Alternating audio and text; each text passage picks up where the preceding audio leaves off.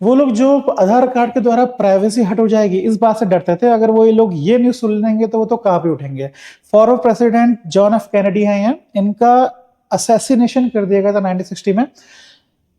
उस टाइम पे जो सीआईए थी उन्होंने बहुत सारे डॉक्यूमेंट संभाल के रखे थे, उस टाइम से डॉक्यूमेंट मेंटेन कर रहे थे। पर रिसेंटली तबाही हुई यूएस में, ट्रम्प साहब का इलेक्शन जीत गए ट्रम्प साहब।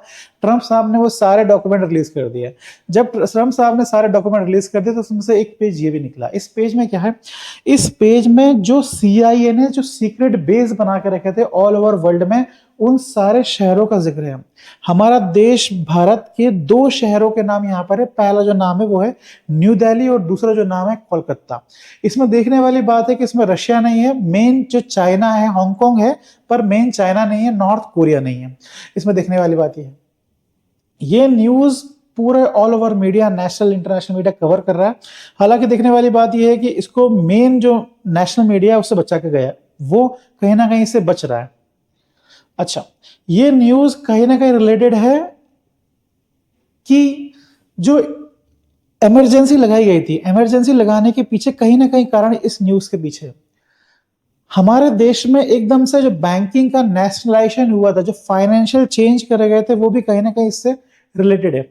और अगर आप इस बात से परेशान हो कि सैफ अली खान से जब पैदा हुए थे तो तब वो प्रिंस थे, पर उनके पैदा होने के एक साल बाद उनसे प्रिंस की उपाधि छीन ली गई थी, अगर आप इस बात से परेशान हो तो ये न्यूज आपके लिए भी रेलेवेंट है। देखिए, ये पहली न्यूज है, पहली न्यूज नहीं है जो प्राइवेसी से रिलेटेड है। इससे पहले भी जो यूएस एड वाला जो मुद्दा उठाया था ट्रम्प साहब ने, जो बहुत न्यूज में रहा था एक हफ्ते पहले तक, वो भी प्राइवेसी हट कर रहा था। मतलब वो उसमें न्यूज ये थी ना कि इलेक्शन को हैम्पर हो रहा है, 3-3 बिलियन रुपीज आ रहे हैं, बिलियन डॉलर पैसे आ रहे हैं इंडिया में। तो ये सब प्राइवेसी को हट करने वाली न्यूज कंटिन्यूअसली आ रही है। ठीक है, चलिए फिर शुरू करते हैं। ये न्यूज क्या है, देखिए ये जो न्यूज है इसके दो दो धारी तलवार है। ये न्यूज, ये पॉजिटिव भी है इंडिया के लिए और नेगेटिव भी है इंडिया के लिए। मतलब सीआई का जो बेस है, एक हद तक तो सीआई के बेस को हमें पॉजिटिवली हेल्प करा उसने, और एक हद के बाद वो हमें नेगेटिव हेल्प करा था। हम दोनों ही पहलू देखेंगे कि कितना उसने पॉजिटिव करा और कितना उसने नेगेटिव करा। देखिए,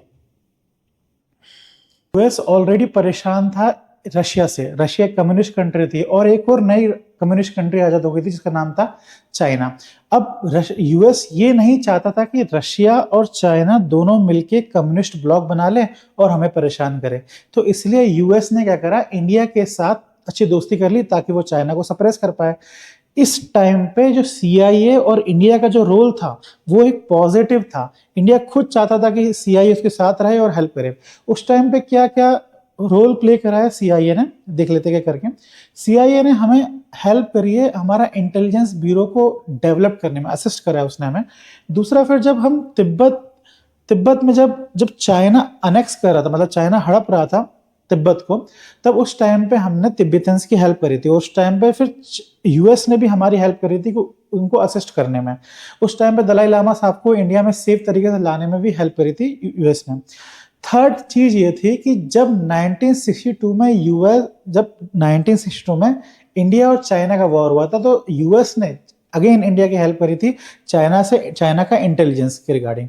ठीक है, तो इस तीन तरीके से हेल्प करी थी। और इंडिया ने भी यूएस को एक एयर बेस अवेलेबल कराया था उस टाइम पे। आपने ये न्यूज कुछ दिनों पहले आई थी, ये न्यूज आपने देखा था, एक गार्जियन करके एक न्यूज पेपर है, उसने ये न्यूज कवर करी थी।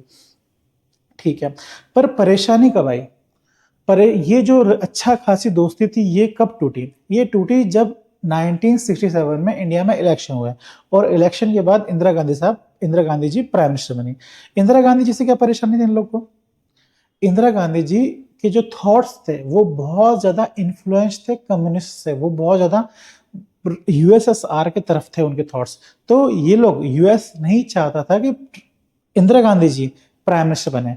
तो इलेक्शन के टाइम पे यूएस ने फाइनेंस करा था उन लोगों को जो इंदिरा गांधी जी के अपोजिशन में लड़ रहे थे। तो ये बात, पर इससे कुछ हुआ नहीं और इंदिरा गांधी जी प्राइम मिनिस्टर बन गई। जब इंदिरा गांधी जी प्राइम मिनिस्टर बन गई तब उन्होंने ये इंश्योर करा कि यूएस का जो इन्फ्लुएंस है इंडियन पॉलिटिक्स में वो कम हो जाए और फाइनेंशियल इन्फ्लुएंस मेजॉरिटी। तो फाइनेंशियल इन्फ्लुएंस कम करने के लिए इंदिरा गांधी जी ने कुछ स्टेप्स लिए। जो पहला जो स्टेप लिया उन्होंने वो ये लिया कि उन्होंने बैंक्स का नेशनलाइजेशन कर दिया। जो बैंक थे जो पहले प्राइवेट थे वो गवर्नमेंट के कंट्रोल में आ गए हैं। तो इससे सीआईए का इन्फ्लुएंस क्या हो गया, बहुत कम हो गया। अच्छा, ये बातें बनी बनाई नहीं है, ये बातें बहुत सारे बुक्स में इन बातों का जिक्र है। एक बार मैं दिखा देता हूं आपको, ये देखिए,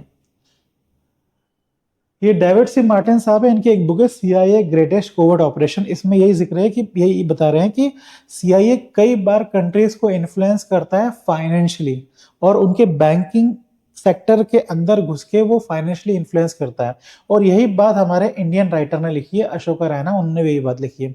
कई सीआईए डॉक्यूमेंट्स भी अभी भी रिसेंटली रिलीज हुए, मेरे पास वो पेपर्स नहीं थे, अदरवाइज वो पेपर लेके आता। उन डॉक्यूमेंट्स भी रिलीज हुए हैं कि इंडिया ने नेशनलाइजेशन करके जो फाइनेंशियल इन्फ्लुएंस था यूएस का इंडिया में, वो पूरी तरीके से तोड़ दिया। इंदिरा जी ने सिर्फ इसी तरीके से जो फाइनेंशियल इन्फ्लुएंस है वो खत्म नहीं करा। इंदिरा गांधी जी ने क्या करा कि जो राजा महाराजा थे, जो आजाद देश के जो किंग्स थे, प्रिंस थे, प्रिंसेस थे, उनको जो हम स्पेशल ट्रीटमेंट्स दे रहे थे, हम जो है अब स्पेशल ट्रीटमेंट्स दे रहे थे बाय द हेल्प ऑफ ये प्रिवी पर्सेस, ये जो अवेलेबल करा रहे थे, ये हमने क्या करा, पूरी तरीके से अबॉलिश कर दिया 1971 में। अभी मैंने शुरुआत में आपको ये बताया था, ये है फोटो, आपने हिंदुस्तान टाइम्स, उतना पुराना है। अभी मैंने आपको बताया था कि 19 जब सैफ अली खान साहब पैदा हुए तब वो प्रिंस थे, 1970 में पैदा हुए थे। 1971 में जब वो 1 साल के हुए तो उनकी जो उनसे प्रिंस की उपाधि छीन ली गई थी, क्योंकि इंदिरा गांधी जी ने उनसे जो स्पेशल ट्रीटमेंट वाली जो चीज थी वो छीन ली गई थी। तो ये वाली बात यहाँ से आती है, ठीक है। एक और चीज करी थी उन्होंने, क्या करा था कि जो exchange of goods and services, foreign जो एक्सचेंज था हमारा, उसको, उसकी जो रेगुलेशंस थी उसको उन्होंने बहुत बहुत स्ट्रिक्ट कर दी थी इंदिरा गांधी जी ने। तो फॉरेन एक्सचेंज फेरा एक्ट बनाया गया था। अभी ये act foreign exchange regulation act था ये पहले, अभी फॉरेन एक्सचेंज मैनेजमेंट एक्ट हो गया। तो फेरा को अभी रिसेंटली चेंज हुआ था, पर उस टाइम में जो फेरा बनाया गया था वो बहुत ज्यादा स्ट्रिक्ट था और फॉरेन एक्सचेंज को बहुत ज्यादा रेगुलेट करता था।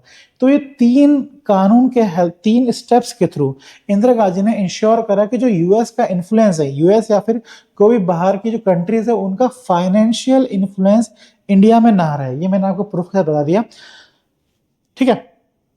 पर एंड कब हुआ, एंड कब हुआ, ये वो दिन कब आया जब हम पूरी तरीके से कह सकते थे कि इंडिया और यूएस पूरी तरीके से दुश्मन है। जब 1971 में जब हम पाकिस्तान से लड़ रहे थे बांग्लादेश की आजादी के लिए, तो उस टाइम पे यूएस ने अगेंस्ट इंडिया लड़ाई करी थी। यूएस ने प्रो पाकिस्तान, यूएस ने पाकिस्तान की हेल्प करी थी और अगेंस्ट इंडिया लड़ाई करी थी। तो उस टाइम पे यूएस ने दिसंबर 97 में, तो यूएस ने अपना नेवल शिप हमारे अगेंस्ट में रिलीज कर दिया था, और तब हमारी हेल्प करने के लिए रशिया आया था। तो ये वो दिन था जिस दिन इंडिया और यूएस का एक मतलब रिश्ता पूरा अलग अलग हो गया था। और ये नेगेटिव पार्ट है सीआईए का। देखिए यूपीएससी और स्टेट पीएससी में, देखिए यूपीएससी और स्टेट पीएससी में लगभग सिलेबस सेम होता है। जो डिफरेंस होता है वो होता है वे ऑफ आस्किंग क्वेश्चन। अगर आपको अच्छे क्वेश्चंस की प्रैक्टिस करनी है तो हमारी टेस्ट सीरीज लॉन्च यूज कर सकते हो, परीक्षा नाम है, ठीक है। इस टेस्ट सीरीज में गुड कंटेंट ऑफ क्वेश्चंस और सारे पीवाईक्यूज को एनालाइज करके क्वेश्चन बनाए गए हैं। और इसके रिगार्डिंग अगर आपको और भी इंफॉर्मेशन चाहिए तो आप इस नंबर पर कॉन्टेक्ट कर सकते हो। Thank you.